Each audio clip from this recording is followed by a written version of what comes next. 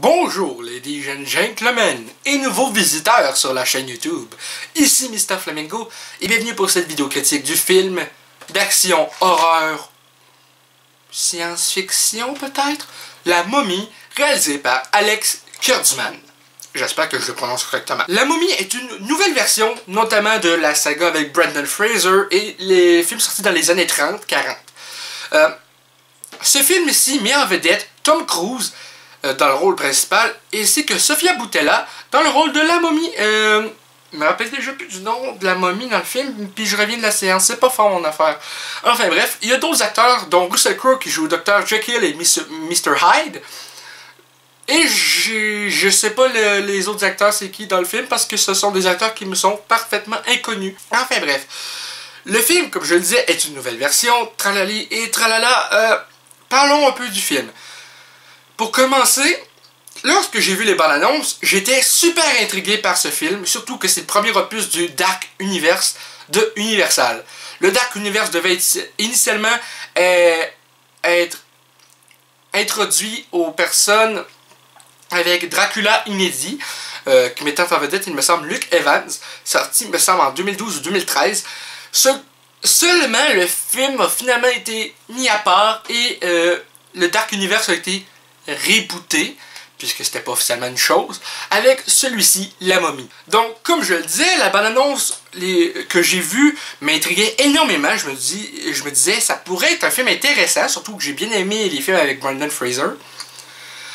Et, ensuite de ça, là, j'ai entendu parler des critiques. Et là, les critiques, ils n'ont pas été trop tendres avec le film.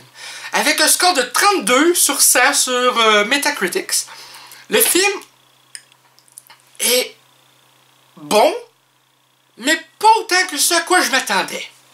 Et vu les critiques, mes attentes ont légèrement baissé, et ça a été encore un peu en bas de mes attentes. Mais ça reste très bon. Seul hic, ça sera pas dans mon top des films de l'année, parce que ça a quand même des défauts. Premièrement, il y a des choses qui sont pas expliquées plus que ça. Bon, l'histoire de la momie est expliquée un peu en flashback par Dr. Jekyll au début du film, un peu genre je vais vous raconter une histoire. Il y a bien longtemps, dans l'Égypte ancienne. Patati et patata. Bon, c'est mon imitation de Pierre Auger, ok? Qui ressemble plus à la voix de Bernard Gabé. Et c'est expliqué, plutôt que d'expliquer ça au tout début du film, comme scène d'introduction, c'est plutôt expliqué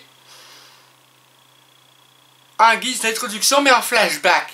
Ce que moi j'aurais préféré voir en introduction avant le titre La Momie apparaisse à l'écran, tu sais. Comme vraiment une scène d'ouverture qui initie un peu, qui montre un peu de quoi le film va parler. Et ça m'a un peu déçu directement en partant. Donc pour ça, ce que j'ai envie de faire, c'est on commence avec le film une note 100 sur 100, et à chaque fois que je vais trouver un défaut, on va enlever un point. Non, 10 points, ça va être mieux. Donc, comme je le disais, le film ne s'ouvre pas de la bonne façon, je pense bien, en tout cas à mon avis, donc on enlève un 10 points. On est à 90 sur 100. Deuxième point, les personnages, des fois, ils se posent pas les bonnes questions. Par exemple, comme on sait dans la bande-annonce, on voyait Nick qui se crachait en avion, après avoir secouru la fille, le personnage principal féminin, à part la momie elle-même. Et là, il se réveillait à la mort. Premièrement, une fois que les autres les découvrent à la morgue, ils se posent pas plus de questions que ça. Genre, comment t'es encore en vie? Ils se posent un peu plus de questions après. Mais même à ça, les questions, ils capotent pas autant que ce que moi je capoterais si je trouvais quelqu'un de mort en chair et en os devant moi. Pas de séquelles, rien. Mais ça, je serais... Comment ça se fait que t'es encore en vie, toi, tabarnak? Tu t'es craché dans un avion, t'étais à la morgue, hostie de Christ! Mais non, elle dit calmement, tu devrais être mort. Tu t'es craché en avion. Sois pas calme comme ça, il s'est craché en avion, il est toujours vivant, il était à morgue. What the fucking fuck? Donc, un autre 10 points, on est rendu à 80%. Les scènes d'action sont très bien réalisées, et ça, c'est un plus. Mais on ne rajoute pas de points sur les points déjà perdus. Le but, c'est de trouver le plus de défauts possible dans un film qui est quand même assez correct. C'est potable.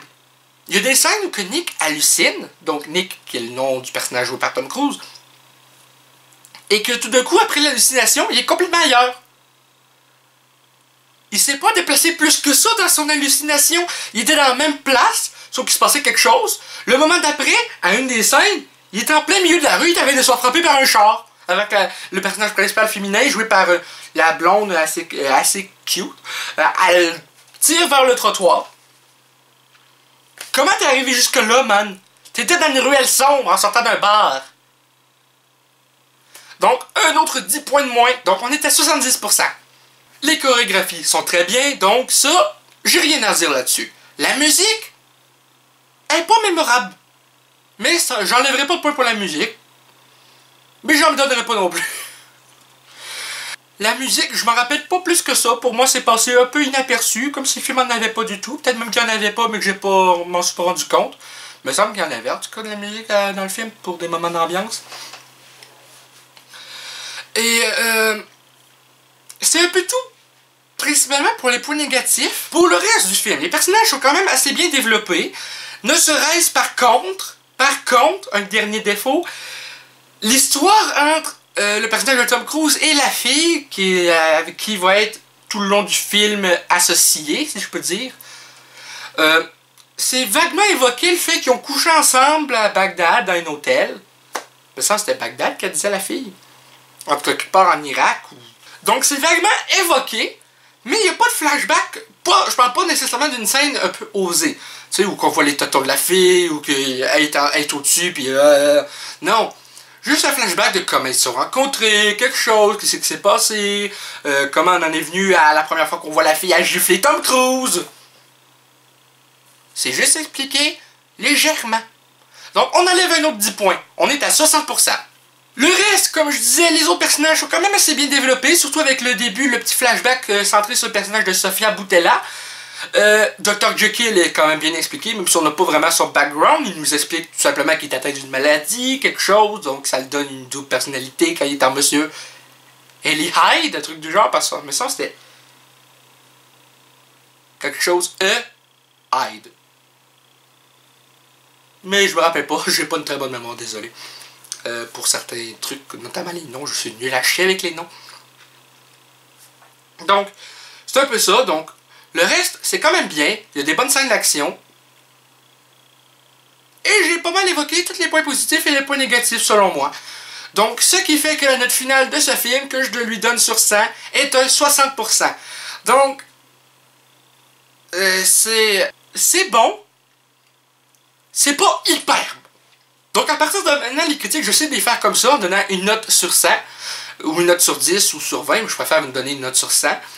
Et honnêtement, le film, j'ai quand même très bien apprécié, mais vraiment pas autant que ce que j'aurais souhaité. Et c'est bien ça qui est dommage, parce que le scénario et tout, il avait l'air d'être bien écrit. Sauf que, une autre petite faiblesse, ça là, j'enlèverai pas de points parce que c'est un petit problème mineur. Il y a certains dialogues qui sont assez moyens. Mais j'enlèverai pas de points parce que c'est juste certain que c'est pas tous les dialogues qui sont de la merde. Donc, on a là un film qui est que moi je donne 60% d'avis. 60%. Tout simplement. Parce qu'il y a quand même 40% de défauts. Dans un film qui est quand même. Que la note de passage, logiquement, ce que moi je n'avais pas au secondaire en mathématiques. Donc, quand t'as tout cherché le film La Momie, toi au moins tu as la note de passage. Donc, c'est tout pour cette vidéo critique de La Momie version 2017. J'espère que cette vidéo vous a plu. Si c'est le cas, n'hésitez pas à laisser un commentaire, un petit like, ça fait toujours plaisir. Et un abonnement à la chaîne pour savoir quand je sors les prochaines vidéos. Et pour rejoindre le club et la gang des Flamants Roses. Sur ce, Flamingo out. A plus.